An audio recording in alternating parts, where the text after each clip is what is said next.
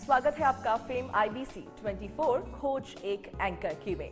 दोस्तों, जैसा कि आपने हमारे पिछले एपिसोड में देखा था कि किस तरह हमारे सभी कंटेस्टेंट्स ने इंटरव्यू की क्लास ली थी हमारे जजेस और मेंटोर से, जहां पर उन्होंने इंटरव्यू की बारीकियों को सीखा था। और आज अब वो मौका आ गया है जब हमारे सभी कंटेस्टेंट्स सेलिब्रिटीज का इंटरव्यू लेंगे। लेकिन कौन होंगे और कैसे होंगे वो सेलिब्रिटीज, यही तो है आज का टास्क, इंटरव्यू राउंड, जहां पर हमारे सभी कंटेस्टेंट्स को लेना होगा सेलिब्रिटीज का इंटरव्यू। लेकिन वो सेलिब्रिटीज हमारे जजेस ही बनेंगे, जो कि होंगे अलग अलग फील्ड से। तो आइए शुरू करते हैं हमारा ये इंटरव्यू राउंड मनोज के साथ। नमस्कार, मैं हूं मनोज मिश्रा और आप देख रहे हैं IBC 24 का विशेष कार्यक्रम एक मुलाकात। आज इस मुलाकात में हम एक ऐसे शख्सियत से बातचीत करेंगे जो राजनीति के क्षेत्र के एक जाने माने चेहरे हैं। कांग्रेस के पूर्व लोकसभा के सदस्य रह चुके हैं, अभी वर्तमान में राज्यसभा के सदस्य हैं, एवं कांग्रेस जो कि भारत की सबसे पुरानी राजनीतिक पार्टी है, इसके युवराज कहें चाहे इसके हम चंद्रगुप्त कहें, उनके चाणक्य के रूप में इनकी पहचान होती है। दिग्विजय सिंह जी, आपका स्वागत है आज के इस कार्यक्रम में। धन्यवाद। आप और विवादों का चोली दामन का साथ रहता है, जहां दिग्विजय जी जाते हैं। सब आप लोगों की देन है, आप लोग जो विवाद मेरे साथ ऐड कर दो। देखिए दिग्विजय जी, हम लोग तो केवल उन विवादों को केवल एक खबर के रूप में सामने प्रस्तुत करते हैं, बयान आपके होते हैं, और तो खबर भी तो आप ही लोग बनाते हैं। निश्चित रूप से जो खबर आप हमें देते हैं उस खबर को हम जनता तक पहुंचाते हैं।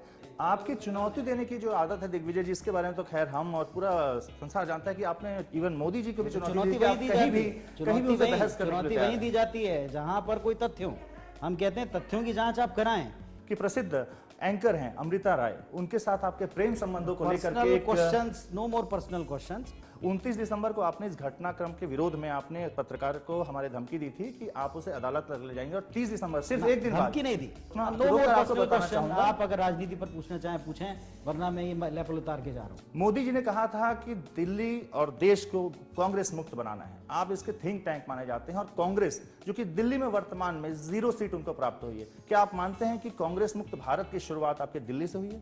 कांग्रेस का ये सबसे बुरा समय चल रहा है, जिस समय विपक्ष कहलाने के लिए बुरा दौर है, और तभी हर बुरे दौर से हम लोग ऊपर उठे और उठ करके हमने इस बात को साबित किया। निश्चित रूप से हम चाहते हैं कि कांग्रेस आगे आए, क्योंकि एक अच्छा विपक्ष सच्चे लोकतंत्र के लिए बहुत आवश्यक है। आज के हमारे इस विशेष कार्यक्रम में हमारे साथ दिग्विजय जी थे, आपका बहुत बहुत धन्यवाद। नमस्कार, स्वागत है आपका हमारे इस कार्यक्रम में जिसका नाम है आपसी चर्चा। स्मृति जी, आपका बहुत बहुत स्वागत है हमारे इस कार्यक्रम में। और सबसे पहले तो मैं आपसे ये जानना चाहती हूँ कि आपने अपना करियर की शुरुआत करी थी मॉडलिंग से। ग्लैमरस फील्ड से बाहर निकलकर इतना अलग क्षेत्र में कदम रखना, यानी कि पॉलिटिक्स में कदम रखना, क्या खास वजह थी कि आपने ग्लैमरस फील्ड को छोड़कर पॉलिटिक्स में कदम रखा? और इन दोनों ही क्षेत्रों में से ऐसा कौन सा क्षेत्र था जिसमें आपको ज्यादा चुनौतियों का सामना करना पड़ा? अनुभव बहुत मायने रखता है, लेकिन जैसा कि जब मैं HRD मिनिस्टर बनी उस समय लोगों ने ये कहा कि एजुकेशन मेरी कम है, इस तरीके को लेकर बहुत विवाद भी हुआ। तो मैं जहाँ तक समझती हूँ, अनुभव कार्य से आता है। अगर अनुभव की बात हम यहाँ कर रहे हैं तो भारतीय जनता पार्टी में ऐसे कई अनुभवी नेता थे, लेकिन उन्हें मौका ना देकर आपको ये मौका दिया गया कि आप राहुल गांधी के खिलाफ चुनावों में खड़ी हो सकें। लेकिन चुनाव हारने के बावजूद भी आपको HRD जैसा इतना गंभीर विभाग जो है आपके कार्यभार में सौंपा गया। ये सवाल कई लोगों ने मुझसे किया, आप सही कह रही हैं। खैर, इस विषय पर काफी चर्चाएं हो चुकी हैं पहले भी, लेकिन हमारा तो बस ये उद्देश्य था कि जनता के सामने कुछ और तथ्य सामने आ सके। मिलेंगे अगले एपिसोड में ऐसे ही कुछ तथ्यों के साथ और ऐसी ही एक शख्सियत के साथ। जब तक के लिए मुझे इजाजत दीजिए, नमस्कार, अलविदा। Hello friends, welcome to the show Rubaru. मैं हूं आपके साथ मोनाली।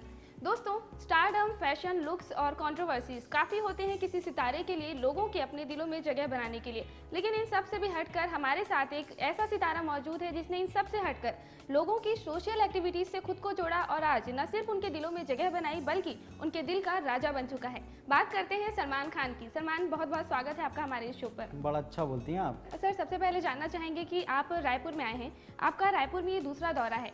एक कारण ये है, सबसे बड़ा कारण ये है कि आप रायपुर में अपने बीइंग ह्यूमन का एक ग्रैंड इवेंट यहाँ पर लाने जा रहे हैं। इसके लिए आपकी क्या खास तैयारी है? क्या कुछ देखने को मिलेगा दर्शकों को? अब देखिए, इससे बड़ी तैयारी तो क्या होगी कि मैं खुद अपने सारे शूट छोड़ के यहाँ रायपुर में आया हूँ, और बड़ा अच्छा लगता है। कुछ आप दूसरों के लिए करते हैं सर, एक बड़ी अच्छी बात आपको बताना चाहूँगी अपने दर्शकों को भी कि सलमान खान एक ऐसी शख्सियत है, एक ऐसा फिल्मी सितारा है जो कि बॉलीवुड की इंडस्ट्री में सबसे ज़्यादा सोशल एक्टिविटीज़ में हमेशा से सबसे आगे रहे हैं। सालाना लगभग 10 करोड़ रुपए से ज़्यादा का डोनेशन वो लोगों की मदद के लिए दान करते हैं। तो आज आपसे ऐसे रूबरू होकर जाहिर तौर पर हमें भी अच्छा लग रहा है और हमारे दर्शकों को भी काफ़ी अच्छा वाले भी लगेगा। सुन रहे होंगे मैडम थोड़ा सा। सर, आपका एक स्टेटमेंट था एक इंटरव्यू पर कि आप इस बीइंग ह्यूमन को दुनिया का सबसे बड़ा हेल्पिंग हैंड बनाना चाहते हैं। आपको कब तक लगता है कि ये आपका पूरा जो स्कोप है कब तक कंप्लीट हो पाएगा?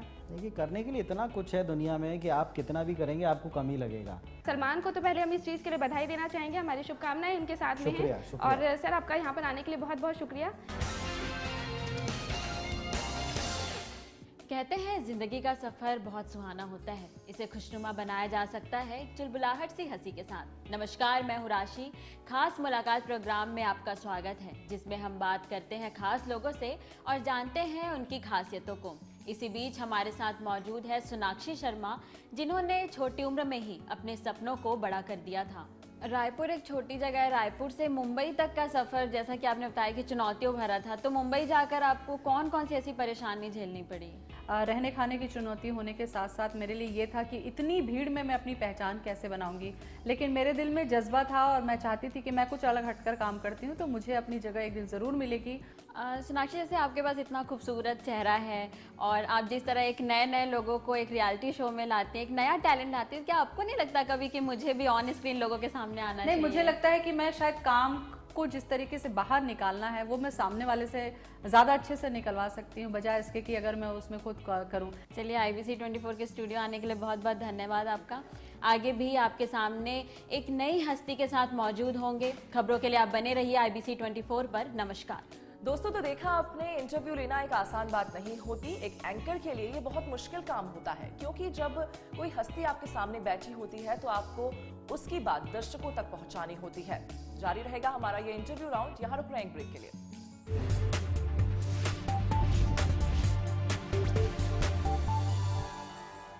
दोस्तों, ब्रेक के बाद स्वागत है आपका। जैसा कि आपने ब्रेक पर जाने से पहले देखा था कि किस तरह से हमारे कुछ कंटेस्टेंट्स ने सेलिब्रिटीज से सवाल जवाब किए और उनके सवालों को दर्शकों तक पहुंचाया, लेकिन अभी भी हमारे कुछ कंटेस्टेंट्स का इंटरव्यू का सिलसिला जारी है और अब बारी है शौर्या की। सवाल आपका है। मैं शौर्या धाक आपका स्वागत करती हूँ सवाल आपका में। आपका स्वागत है रामदेव जी। भारत के अच्छे दिन आने वाले हैं, जैसा आप कह रहे हैं। काले धन पे आप काफ़ी सालों से मोर्चा निकालते आ रहे हैं। अब 20,000 सभाएं की है आपने पूरे देश में, पर आपने ही कहा है 3 लाख लोगों से मिला था मैं, 3 लाख लोगों से। जी सर, आपने ही कहा मोदी को वोट दीजिए, 100 दिन के अंदर 15 लाख रुपए आपके बैंक अकाउंट में आएंगे। सर, आज 300 दिन से ज्यादा हो चुके हैं, एक फूटी कौड़ी मेरे बैंक अकाउंट में नहीं है और ना ही देशवासियों के अकाउंट में आई है। मैं सर, आपसे बहन पूछना चाहूंगा, काश आपने इतनी तलखी दिखाई होती पिछली सरकार में, जिन्होंने 10 साल तक इस डेट को दोनों हाथों से लूटा और विदेश में जाकर जमा किया। सरकार को तो आप बड़ा बोल रहे थे काला धन लेके आएगी, ये इस सरकार तो आपकी सरकार है ना, मोदी सरकार है। नहीं, सरकार हमारी नहीं, आपके वित्त मंत्री जी हैं सर, सरकार हमारी नहीं दिया था। समर्थन हमारा है और हम उनसे जवाबदेही सुनिश्चित करेंगे और हम ऐसा करते हैं। तो क्या हमने छोड़ा नहीं है था कि भाई काला धन तब आराम से आएगा, आसान है उस समय, तब आप कांग्रेस के समय इतना क्यों चीख चिल्ला रहे थे? सर, खाते में आएगा, जैसे आपने कहा था 15 लाख रुपए खाते में आएगा। अमित शाह जी कहते हैं 3 लाख रुपए खाते में आएगा, तो ये 3 लाख 15 लाख क्यों ये गोलमोल की बातें कर रहे हैं? ये गोलमोल पिछली सरकार, या आप देश की जनता को गुमराह कर रहे हैं? सर, ये भी पिछली सरकार की देन है। पिछली सरकार तो ये भी नहीं बता पा रही थी कि धन है भी कि नहीं है। कम से कम अब एक आंकड़े तो आ रहे हैं, 3 लाख आए तो भी अच्छा है, 15 लाख आए तो भी हमारे अच्छा। प्रधानमंत्री जी बोलते हैं हमको पता ही नहीं विदेश में कितना धन है। आप कहते हैं 100 करोड़ है, हमारे जो प्रधानमंत्री कहते हैं पता नहीं हमें कितना धन है। थोड़ा धैर्य रखिए, थोड़ा धैर्य रखिए, धैर्य से काम लीजिए। अभी भी जांच चल रही है, हम उन्हें पूरा सहयोग दे रहे हैं। सारी चीजें अब पूरी तरह से ट्रांसपेरेंट हैं, सारी पारदर्शी चीजें हैं, जो सत्य होगा सबके सामने आएगा।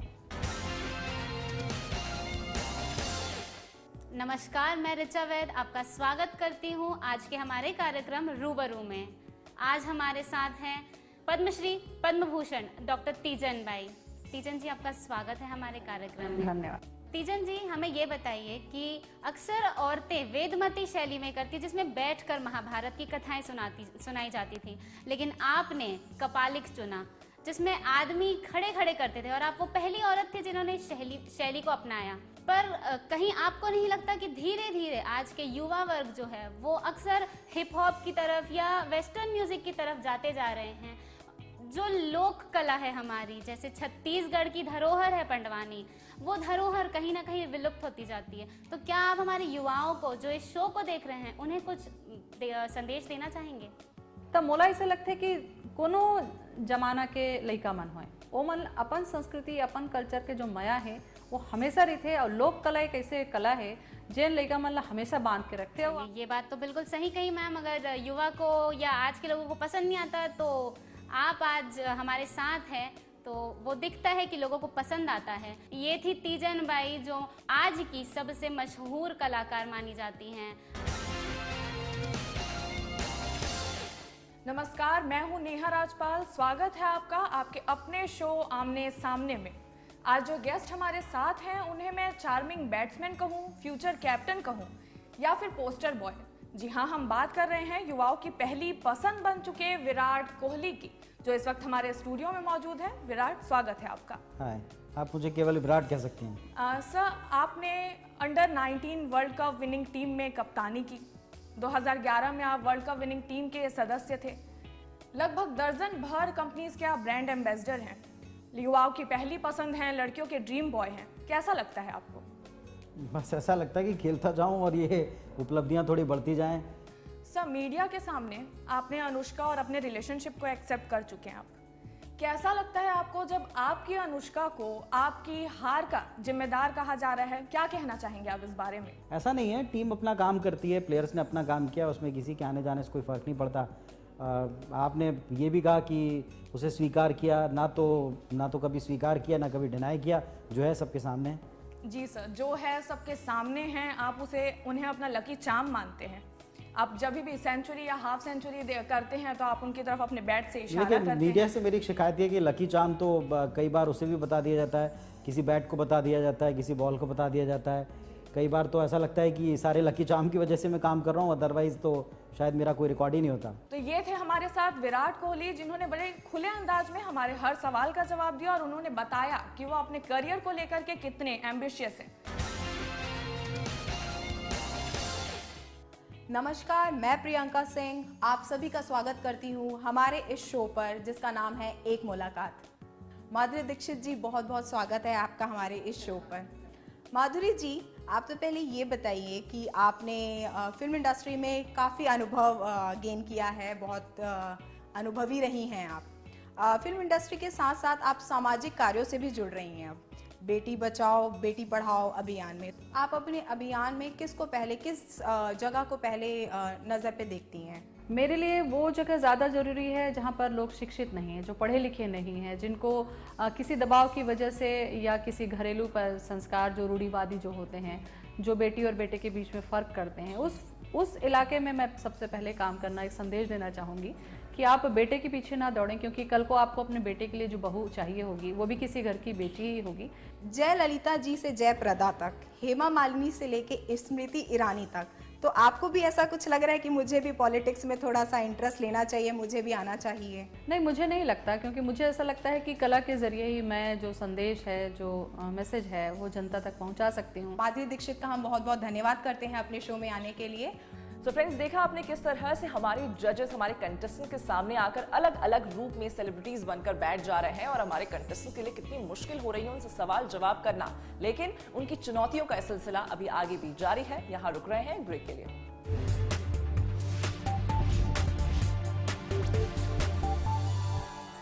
Welcome back friends. तो देखा आपने किस तरह से हमारे कुछ कंटेस्टेंट्स सेलिब्रिटीज का इंटरव्यू ले चुके हैं, लेकिन हमारे अभी कुछ कंटेस्टेंट्स और भी बाकी हैं इंटरव्यू लेने के लिए।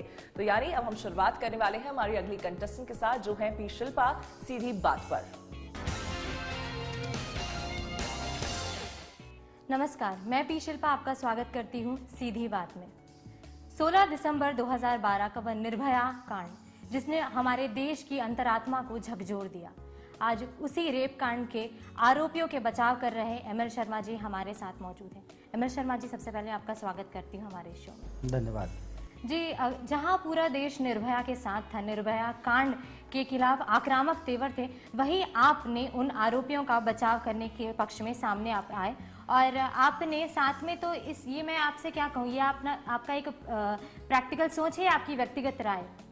देखिए, कुछ भी व्यक्तिगत नहीं होता। आप यहाँ मुझसे बात कर रही हैं, आपका यहाँ कोई व्यक्तिगत पॉइंट ऑफ व्यू नहीं है। बात यह है कि हम उस पक्ष के वकील हैं जिस पक्ष की बात को सबसे कम सुना गया। आपको सीधा ले चलती हूँ मैं लेस्ली उडविन के उस डॉक्यूमेंट्री पे, जहाँ पे आपने एक बयान दिया है, महिला एक ब्रेड की तरह है जिसे अगर रोड पर छोड़ दिया जाए तो कुत्ते उसे झपट कर लेंगे। तो आपका कुत्तों से क्या अभिप्राय है?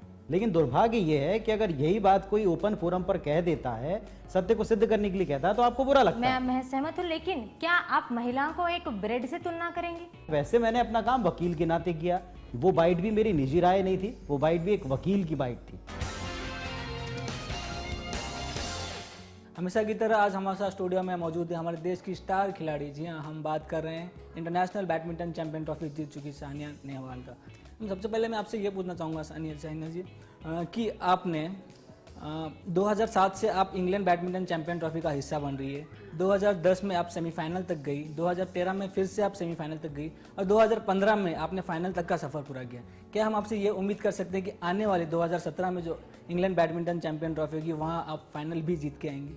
मेरी कोशिश होगी कि जो चूक मेरे अंदर में थी या जो कमी मैंने मैच के दौरान देखी उसको मैं दूर कर लूं और आने वाले समय में जो भी मैचेस होंगे उसमें मैं टफ कंपटीशन दूं और जीत जरूर हासिल करूं। जी, अगर हम 2014 में आए लास्ट ईयर में, तो आपने काफ़ी अच्छा परफॉर्मेंस दिया। आपने चाइनीज़ ओपन का खिताब जीता, उसके बाद आपने सुपर सीरीज़ के फाइनल तक आप गई। इसके बाद आपने इसी साल में इंग्लैंड बैडमिंटन चैंपियन ट्रॉफी के आप फाइनल तक आई। तो इसके बाद आप अपने भविष्य में अपने आप को कहाँ देखती हैं? बिल्कुल, मैं वहीं देखती हूँ जहाँ पर मेरा सपना है। एक दिन ये किताब मुझे अपने नाम करना है और वो मैं ज़रूर करके रहूँ। बहुत बहुत शुक्रिया जी, आप हमारे स्टूडियो में आए। नमस्कार, मैं हूँ शारदा। स्वागत है आपका आज के हमारे इस विशेष कार्यक्रम में। तो आइए मैं मिलाती हूँ आपको मध्य प्रदेश के मुख्यमंत्री शिवराज सिंह चौहान जी से। शिवराज सिंह जी, बहुत बहुत स्वागत है आपका हमारे स्टूडियो पे। शिवराज सिंह जी, आप बताइए, एक बुदनी छोटे से गांव से लेकर और मुख्यमंत्री तक का सफर कैसा रहा है आपका? संघर्षपूर्ण रहा है, लंबा रहा है। अच्छा, व्यापम घोटाला मामले में आपके ऊपर सीधा सीधा आरोप लगाया गया है। देखिए, विपक्ष के पास कुछ काम नहीं है सिवाय आरोप लगाने के। सारी जांच चल रही है, जो दूध का दूध है, पानी का पानी, सब सामने आएगा। आरोप लगाने वाले लगाते रहे, मैं काम करता रहूंगा। शिवराज सिंह जी, आप तथ्यों की बात कर रहे हैं। आप देखेंगे यहाँ एक्सेल सीट पे उसे मिटाने की कोशिश की गई थी, सॉफ्टवेयर को हटाने की कोशिश। एक्सेल शीट में ही तो छेड़खानी की जा सकती है।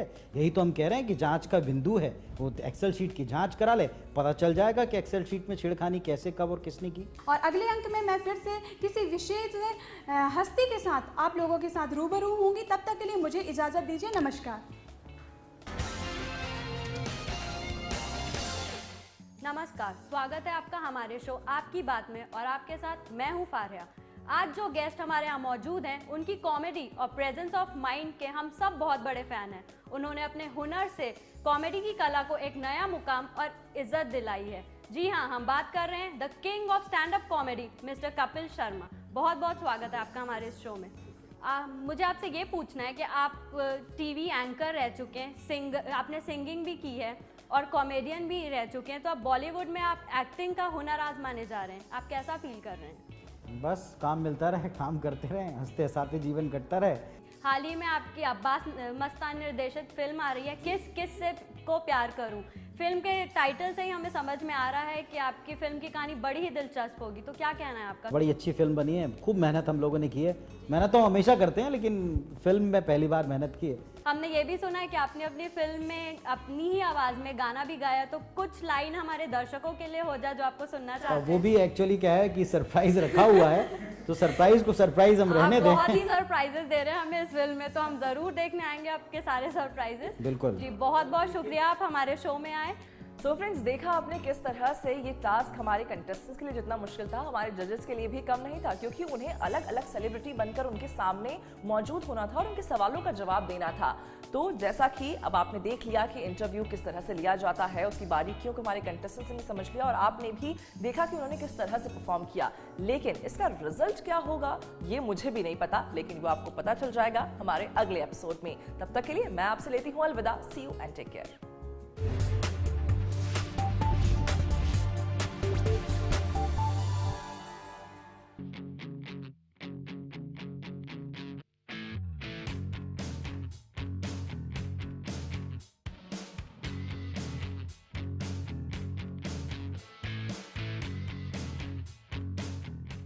Fame IBC 24.